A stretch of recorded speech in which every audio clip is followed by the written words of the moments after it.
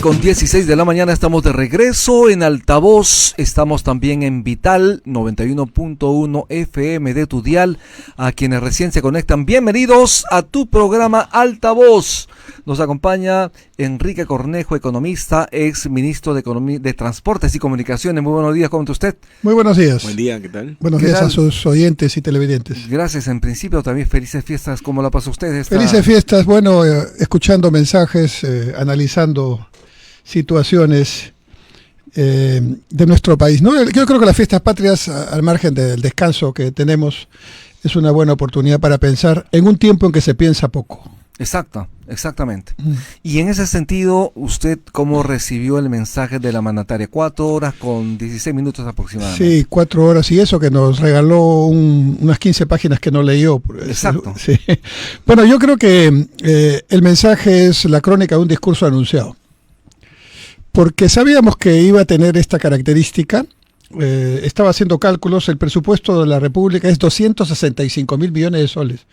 Si yo me pongo a relatar todas las obras que he hecho en un año con esos 265 mil, puedo tener un discurso de unas 20 horas, ¿no? Tranquilamente un día, ¿no? Claro. Entonces lo que falta aquí, lamentablemente, para nuestro país, no es tanto el tema de la cantidad, ya sobre eso se hablaba mucho, lo que falta es calidad de contenido. O sea, no hay rumbo. ¿Cuál es el rumbo, por ejemplo, en seguridad ciudadana? ¿Cuál es el rumbo, por ejemplo, en búsqueda de inversión para generación de empleos? Más allá de decir que la inversión ha aumentado y que hay obras importantes como el aeropuerto y el puerto de Chancay, que por cierto son obras que es una obra que ya empezó hace mucho tiempo y más bien estaba atrasada, y la segunda es una obra privada, aunque venga con el gobierno chino de por medio. Entonces, ¿cuál es el rumbo, por ejemplo, en tema de salud?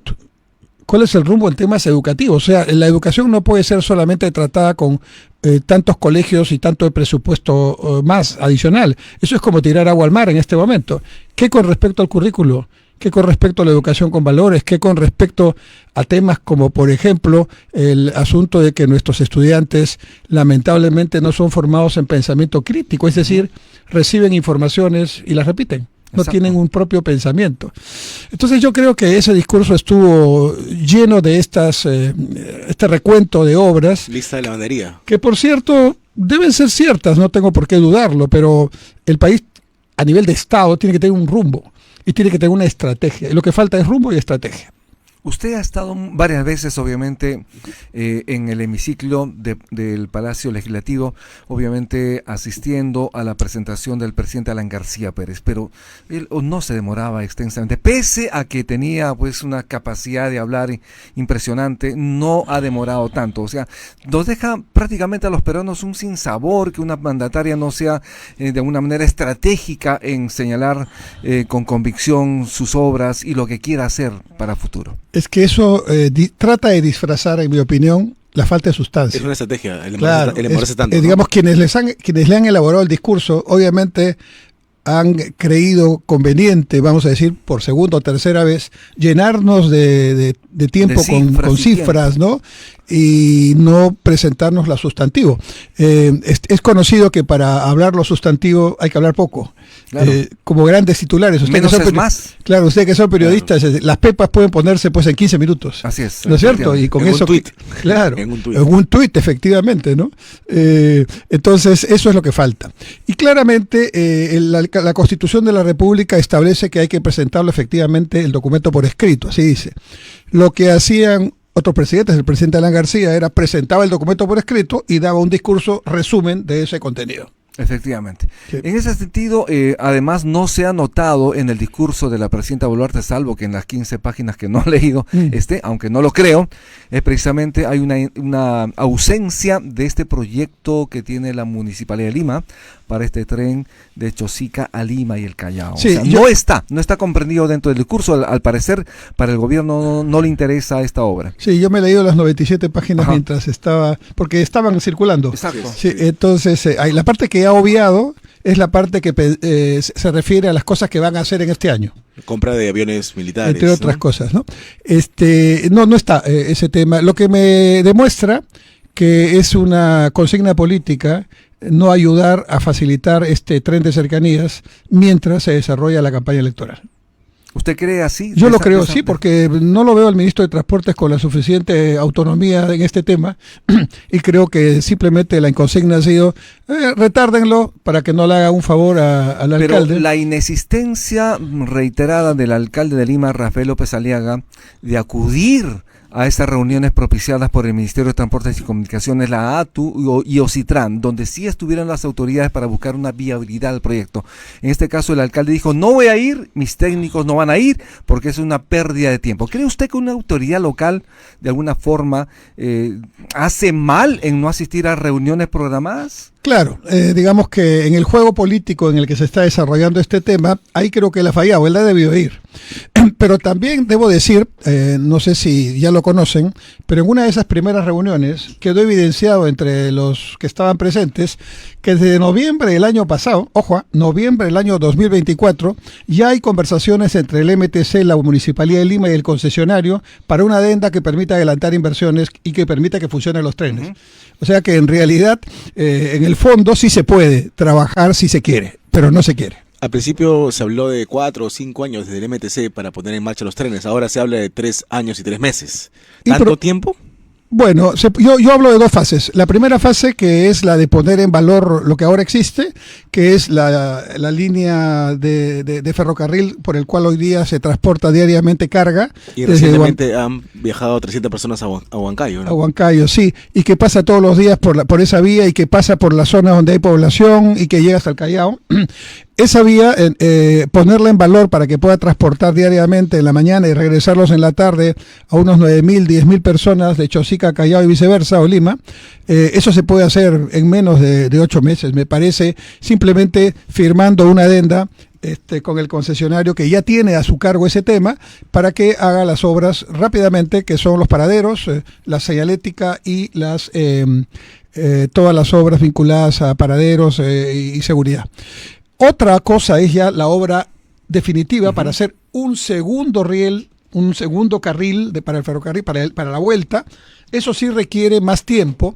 ¿Y por qué? Porque seguramente hay que hacer algunas expropiaciones, porque la gente está ahí a tiro de piedra junto al riel. Exactamente. Y segundo, también porque hay que hacer pasos a desnivel o pasos elevados para que pasen los vehículos y el tren siga pasando a nivel como corresponde. Eso es ya un poquito más complicado, pero yo, con la autoridad de haber trabajado en unos buenos kilómetros en la línea 1 del tren en 18 meses, puedo decir que eso se puede hacer en un máximo de 2 años. En algún momento el alcalde de Lima, Rafael López Aliaga, indicó que los trenes traídos por Alan García eran trenes viejos, eran trenes usados, y los que de alguna manera los estaba equiparando a los que él había conseguido en California, en Estados Unidos. No, la información que ahí tiene es equivocada. Errónea. Sí, los trenes sí son antiguos, fueron fabricados en los años 80. Los trenes rojos, estamos hablando. Trenes rojos. Italia, ¿no? A ver, los trenes verdes que vemos incluso en la publicidad que están haciendo ustedes aquí, son los trenes franceses modernos. ¿Y esos son eléctricos? Esos son, sí, trenes modernos, nuevos. Modernos, con aire acondicionado. Exacto. Y todas las condiciones de seguridad. Los trenes rojos también son trenes seguros, en su época eran modernos, los fabricó Ansaldo, la empresa italiana de trenes, y vinieron son 5 trenes, vinieron para inaugurarse en los 80. Lamentablemente ya sabemos qué pasó, no se siguieron las obras, el gobierno de Fujimori y siguiente, y entonces esos trenes que hasta al momento tienen más o menos 40 años de existencia, de vida, están operativos. Acaba de ver a uno, al venir a la radio, acabo de ver a uno funcionando en hora punta. ¿No? Está muy bien. Fueron overjoleados como parte del proyecto del tren eléctrico en el año 2010, perdón. Estamos hablando además que transporta diariamente entre 700.000 a 800.000 personas, casi 1 millón. Sí, son trenes, y yo cuento una anécdota, cuando estábamos en el año 2011, ya febrero, casi listos para terminar la obra del tramo 1 de la línea 1, nos sabotearon las tarjetas con las que estos trenes funcionan. Son de una tecnología antigua. ¿Recuerdan cuando teníamos nuestras primeras computadoras y venían con unas tarjetas? Exacto, enormes. Esas tarjetas son las que hacen funcionar a estos trenes, y felizmente la Marina de Guerra del Perú nos reconstruyó las tarjetas completamente y están funcionando. Pero, digamos, ante la pregunta, un tren de 40 años es un tren joven. Ni siquiera llegó a la mitad de vida, ¿no? Así es, está todavía en su madurez. Efectivamente, hemos visto además una foto donde está el presidente Alan García, usted aparece en la parte de atrás riéndose, y están también funcionarios ejecutivos de Odebrecht. Sí. De alguna manera también este proyecto fue salpicado, entre comillas, por presunta corrupción. Esto implicó además que Jorge Cuba, ex viceministro de Transportes y Comunicaciones, su viceministro... Es viceministro de Comunicaciones, ojo. De Comunicaciones, justamente, se escapara por las fronteras del Perú y Ecuador para no escuchar, digamos, la sanción que la justicia peruana le dio. ¿Qué nos puede decir sobre eso? Bueno, obviamente es lamentable que eso pase. Toda persona tiene que responder por sus actuaciones. En el delito penal las responsabilidades son individuales y en este caso yo lamento que haya pasado eso, pero la obra está ahí, funciona todos los días. 350.000 personas la utilizan, ahorran 3 soles diarios y 2 horas como mínimo de tiempo. Eso ha significado mejora en su productividad, en su calidad de vida, en su integridad como familia. Ya el tren eléctrico pasó los 1.000 millones de viajes y consecuentemente es una obra, la mejor obra que se haya hecho en Lima en los últimos 50 o 60 años. Estamos hablando además de una sanción, de una sentencia por 21 años y 8 meses contra Jorge Cuba. No es poca cosa, estamos hablando de una sanción efectiva. Sí. Además, ¿esto evidenciaría corrupción en esa obra? Sí, parece que sí, porque el Poder Judicial ha hecho una investigación y un juicio que ha demorado mucho tiempo, en el que, para conocimiento de todos, yo nunca estuve, ¿no? Entonces, eso más bien para mí es una demostración de que si hay delitos, pues hay que sancionarlos, pero no hay que involucrar a todas las personas en esas circunstancias. ¿Salpica una buena obra iniciada, impulsada por el presidente Alan García? Yo creo que sí, yo creo que fue, bueno, evidentemente si todo lo que estamos escuchando es cierto, pues es una situación lamentable que nunca debió ocurrir y que si yo me hubiera enterado, pues yo hubiera sido el denunciante. Claro, pero en ese momento incluso Odebrecht era una empresa considerada reputada, ¿no? Bueno, nadie de los que hoy día a veces critican consideraba que podía estar en esos temas y algunos de los que critican hoy día también estaban en sus reuniones y en sus fotos. Y por lo bajo Cuba estaba recibiendo $8 millones en coimas, ¿no? Sí, pues lamentablemente eso es lo que dice la investigación. Vamos a hacer una pausa. Estamos con Enrique Cornejo, él es economista, ex ministro de Transportes y Comunicaciones. Estamos en Altavoz en Vital. Lo invitamos a compartir el programa en sus redes sociales.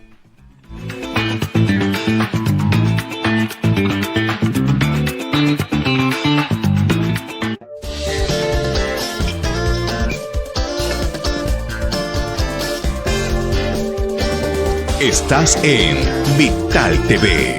Ya volvemos.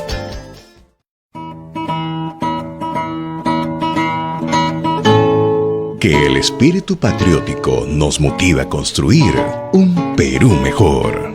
Felices fiestas patrias te desea Vital FM.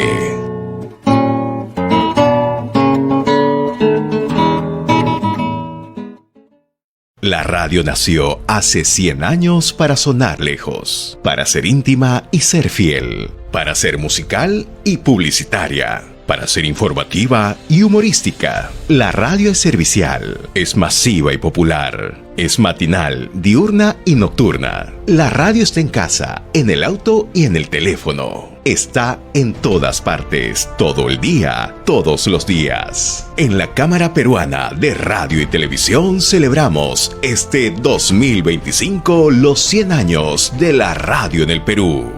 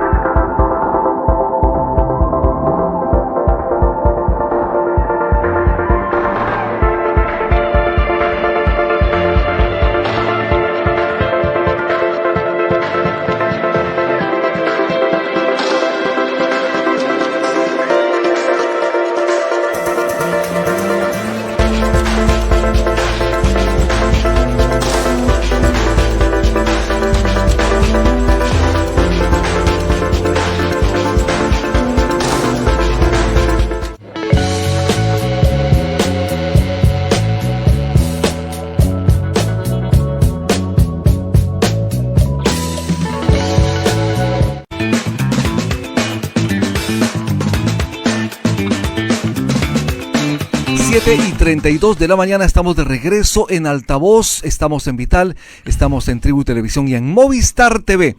Nos acompaña Enrique Cornejo, economista e ex ministro de Transportes y Comunicaciones.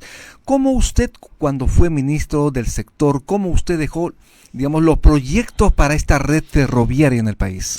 Dejamos lista, publicada y con un dispositivo legal ya autorizada, la red básica de Lima de Metro y Callao, que consistía en ese momento en 5 líneas, incluida la 1 que ya funciona, y el gobierno de Humala agregó una. En este momento la red básica del Metro de Lima y Callao tiene 6 líneas.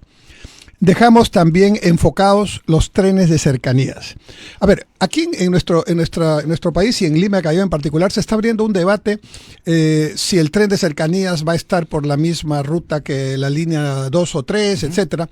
A ver, en cualquier ciudad hay que mirar el mundo, porque nosotros estamos atrasados. En el mundo coexisten varios modos de transporte. Y las estaciones incluso se hacen conjuntamente, se llaman intercambiadores en España, por ejemplo, ¿no? Uno baja al sótano y están ahí todos, el tren de cercanías, el metro, el bus que te lleva y te conecta. Esto funciona como un sistema circulatorio. El corazón es el metro. ¿Y por qué es el metro? Porque es el que carga la mayor cantidad de pasajeros. 1.200 pasajeros por ruta, por viaje, por tren, 5 o 6 vagones.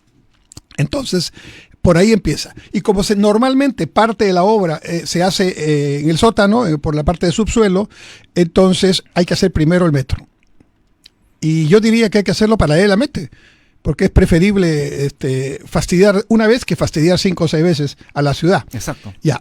Pero al mismo tiempo, tan importante como el metro, que es el estructurador por la cantidad de pasajeros, están los corredores segregados de buses, que son complementarios al metro, no competidores del metro, son complementarios. En Lima se llama el Metropolitano.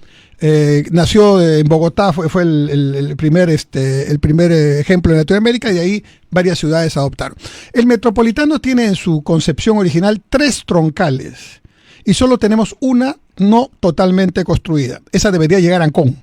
No llega a Ancón en este momento, pero están avanzando, el alcalde está avanzando para que llegue lo más al norte posible. Pero hay 2 troncales más que faltan. A esas 3 troncales, más las 6 líneas del metro de Lima y Callao, que ya va convirtiéndose en el sistema circulatorio, digamos, con sus arterias, ¿no? Hay que agregarle las venas capilares, los vasos capilares, perdón, que serían los de colores. El morado, el azul, el rojo, que son los integradores, son los que acercan a los paraderos para que todos estemos conectados. Ahí ya tenemos un sistema más o menos organizado. A eso hay que agregarle los trenes de cercanía, que serían el Paramonga Callao, Ica Lima, y que sería el Chosica Lima. Efectivamente. ¿Para qué? Para atraer a la población que vive fuera de la ciudad y cada vez más vive fuera de la ciudad a trabajar, a estudiar en el día y regresar en la noche a su casa. ¿Y por qué tanto tiempo de espera, por ejemplo, para el tren, la línea 1 del Metro Lima? Hemos esperado más de 20 años, Sí. Como sabe perfectamente, decía de los gobiernos y además también de alguna manera... Mezquindad. Mezquindad. Esa es la palabra. Efectivamente. Pero estamos también asistiendo a una demora en la construcción del Metro 2, de la línea 2 del Metro de Sí. Lima. ¿Qué está pasando desde su visión como exministro? Hay un pecado de origen en la línea 2. ¿Cuál es ese pecado de origen? No haber hecho la obra como la línea 1. Ajá. La línea 1 se hizo, y quien conoce de obras lo va a entender rápidamente, por un sistema que se llama concurso oferta a precios unitarios, que en pocas palabras, y que se usa en la actividad privada prácticamente siempre. O sea, cuando hay obras privadas que no pasan por el Estado, no tiene nada que ver, normalmente en grandes obras usan concurso oferta a precios unitarios. ¿Cuál es la ventaja de este sistema? Sin dejar de hacer estudios, se hace todo simultáneamente, ¿no? Por ejemplo, el estudio, los estudios correspondientes más la obra se contratan con el mismo contratista o concesionario. Y esto tiene una gran ventaja, porque el concesionario contratista, en este caso concesionario, como ya sabe que va a tener la gestión de la obra también, 1 año y medio antes empieza a contratar todas las compras, ganando tiempo y dinero, ahorrando dinero, mejor dicho. ¿Para qué? Porque si yo compro hoy, es mucho más barato que si lo compro dentro de 2 años. Claro que sí. Pero yo ya tengo el contrato, entonces ya lo puedo comprar y mando a hacer los trenes, por ejemplo. Pero además voy haciendo los estudios, y los estudios tienen, vamos a ponerlo en el caso de un edificio, tiene pues el estudio para hacer los ascensores, el estudio para hacer la electrificación, el estudio para hacer los tubos de agua. pero yo los voy avanzando en paralelo y conforme voy terminando puedo ir construyendo sin necesidad de que los otros estén terminados. Es por eso que existe mucha demora, digamos, Por en supuesto, esta porque línea. cuando el gobierno del señor Humala optó exactamente al revés que la línea 1, por suma alzada, entonces lo primero, y no por concurso oferta, entonces lo primero que ocurrió es que contrataron, entiendo, a una empresa italiana para hacer los estudios, con tan mala suerte, porque eso es muy mala suerte para el país, ¿no? Que se demoraron más de 2 años en los famosos estudios. Y prácticamente no los terminaron. Entonces, viendo el gobierno de Humala que pasaba el tiempo y no había obra en la línea 2, le encargaron, o lo que habíamos pedido nosotros, le encargaron a quien se encargaba a su vez de la obra, que es lo que están ahora, que también terminaran los estudios. 3 años perdidos. Ahí empezó la cosa. Pero además, como es suma alzada, a ver, ¿cómo es suma alzada? Es como decir, vamos a hacer mi casa a todo costo, por un monto de 100. Si yo lo hago en 80 es ganancia del que hace. Pero si es 120 me tienes que aportar los 20 que faltan, ¿verdad? Bueno, en este caso hay muchos 20, porque la obra, como es abajo, tiene muchas interferencias, etcétera, etcétera. Y entonces entiendo, por confirmar, que la línea 2 en este momento tiene varios arbitrajes. Es decir, la empresa estaría pidiendo más dinero del que y ofreció. Como no se ha puesto de acuerdo con el concesionario, lo pongo en condicional, porque es una información que no he confirmado, pero me la han dado. Habrían varios arbitrajes que están caminando para pedir más dinero. ¿Y el Perú podría salir bien librado de esos arbitrajes? Normalmente cuando los arbitrajes buscan que se validen lo que dicen los contratos, perdemos. Terrible. De otro lado, la presidenta de la República en su mensaje al país, en su mensaje al Congreso de la República, señaló que hay ya una adenda para que continúe Tizur en el puerto de Matarani. Como sabe perfectamente, es una empresa del Grupo Romero. Ayer hemos tenido a Mónica Yaya aquí, abogada. Ella ha señalado que esto es impertinente. En todo caso, habría algunos visos de corrupción, porque ¿cómo es que todavía faltando algunos años más para que termine la concesión con Tizur, puede estar la presidenta adelantando una adenda para darle permitirle, mejor dicho, 30 años más? ¿Esto es factible? Bueno, las adendas están, digamos, generando un ambiente un poquito de sospecha. Hay adendas y adendas. Normalmente los contratos tienen adendas. Los contratos no son piedra. No son estáticos. Claro. Y van evolucionando en el tiempo. Muchas veces hay que hacer adendas. Por ejemplo, varía en algo el monto de contratación por alguna circunstancia. Entonces, el seguro es un porcentaje del valor. No se puede modificar el seguro si no es por una adenda. Claro. Entonces, pongo ejemplos prácticos de lo que ocurre. Y en ese sentido, para la continuidad de una concesión 30 años más, a través de una adenda, ¿o debería haber un concurso público internacional donde puedan haber otros postores, sí, de repente ofreciendo mejores cosas para el país? No conozco el detalle de esa concesión de Matarani que me estás refiriendo, pero hay de las dos circunstancias. Hay circunstancias en que, bueno, llegado el punto, digo, abro un concurso, porque de repente no estoy contento con la concesión, ¿verdad? Y en el que puede participar el que está en ese momento, y quizás eso es lo más transparente, lo más adecuado. Y hay otras circunstancias en las que por tiempo, por temas técnicos, en fin, podría el concesionario, no digo los 30 años, pero podría hacerme obras inmediatas que me facilitarían y me ahorrarían tiempo. Eso gana el Estado, gana el país. Pongo un ejemplo. Si hace 2 años, cuando el Ministerio de Transportes actual se enteró que el Aeropuerto Internacional Jorge Chávez, el concesionario, iba a hacer toda la obra en la nueva infraestructura, si ya sabía eso, porque lo sabía, es el concedente, entonces, por ejemplo, pudo hablar con el concesionario y decirle, ¿cuánto me cobras por hacerme tú el puente? El puente firme, no el que hay ahora. Estamos hablando del puente de Santa Rosa. De Santa Rosa, ¿no? Y entonces evaluar que el costo de ese puente, que me lo hace el propio concesionario con sus recursos, me lo cobra, o sea, recupera su inversión a través de un tiempo adicional que yo calculo de la concesión, que no son 30 años, sino lo que considere. Ese es un ejemplo. Otro ejemplo, muy actual, sobre una pregunta anterior. Si hubiera la misma voluntad política en estos momentos con los trenes de Chosica a Lima, podrían hacer una adenda con el concesionario actual, no para 30 años, sino para construir lo que se necesita, paradero, señalética, seguridad, para que funcionen en 8 meses. Sería más fácil. Más bien, la pregunta, yo la llevo hasta el siguiente punto. El hecho que la presidenta diga eso sobre Matarani, y dejando a un lado la circunstancia de Matarani, que no las conozco, es una evidencia que sí podría ayudar para los trenes de Chosica a Lima, si quisiera. Pero detrás de eso podría haber sospecha de corrupción, además. Por lo tanto, hay que poner a la Contraloría al costado para que esté presente.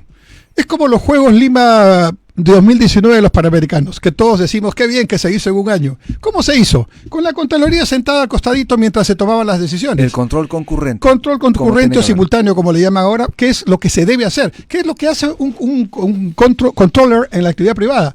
En la actividad privada, el controller está para no cometer el error o delito. Esperemos que eso realmente no ocurra y efectivamente haya una decisión adecuada en función del país. Pero sí creo que una falta sustantiva del discurso de la señora presidenta es no haber planteado dentro de su discurso qué va a hacer el gobierno en este año que falta de su mandato para poner en valor y en coherencia todas las obras de infraestructura necesarias para que Chancay, Callao, el aeropuerto puedan generar lo que pensamos y deben generar, ¿no? Y la carretera central, también el anuncio de la construcción, ya sin embargo han habido diferentes proyectos. La viabilidad es importante tomar en consideración esto. Existe además una demanda insatisfecha en la zona. Como sabemos, cada día los buses, las unidades de transporte, obviamente, obviamente también de alguna manera perjudica, digamos, que los pueblos puedan interconectarse y la llegada de los productos a Lima y viceversa. En ese sentido, ¿cuál es la visión de usted respecto a la carretera central? El Perú es un país geográficamente complejo, pero no es el único que tiene montaña. ¿Ya? Hay otras experiencias, obviamente. Por supuesto, ¿no? Si nos vamos a Italia, claro. Si vemos los Alpes, si nos vamos a los Pirineos, o sea, no somos el único que tiene montaña. ¿Qué hacen los países? Siempre hay que mirar el mundo. ¿Qué hacen los países cuando tienen montaña? Abren túneles, pues, ¿no es cierto? Nosotros, en lugar de abrir túneles, hemos hecho un zigzag que es muy peligroso, ¿no? Y que genera además tiempos muertos, en fin, una serie de circunstancias. Entonces, ese túnel trasandino está pedido hace tiempo. Pero ahí hay que tomar una decisión también política y no estar, digamos, con los tiempos muertos que tiene normalmente el Estado. Y evidentemente es de gran necesidad, porque va a poner a todo la parte central del Perú una conexión mucho más rápida, precisamente con Chancay, con Callao, con el aeropuerto Jorge Chávez, ¿no? Y yo creo que junto con eso deberíamos poner en valor internacional el aeropuerto de Jauja, en valor internacional, o sea, para vuelos internacionales, ampliarlo, ¿no? Y deberíamos hacer algunas otras obras. Por ejemplo, poner, digamos, en mayor valor de ingeniería la carretera que va de Cañete, Luenahuaná y Audios, Ronchas, Chupaca, que es una alternativa muy interesante a la carretera central para vehículos menores. Y la carretera que está al norte, la que va por Santa Rosa de Quibes y llega a Cerro de Pasco y entra también al Valle del Mantaro para camiones como alternativas. O sea, no solo hay que jugar con una vía. Pero yo conozco ese proyecto del túnel trasandino hace mucho tiempo, lo están manoseando y no quieren tomar la decisión. Es que lo que pasa también es que el gobierno está entrando mucho al tema de gobierno. O sea, no quiere tomar decisiones. ¿Se requiere trabajar por obras con impuestos, por impuestos? Por ejemplo, a veces las obras por impuestos no dan para obras tan grandes, ¿no? Obras por impuestos son para obras más medianas, diría yo.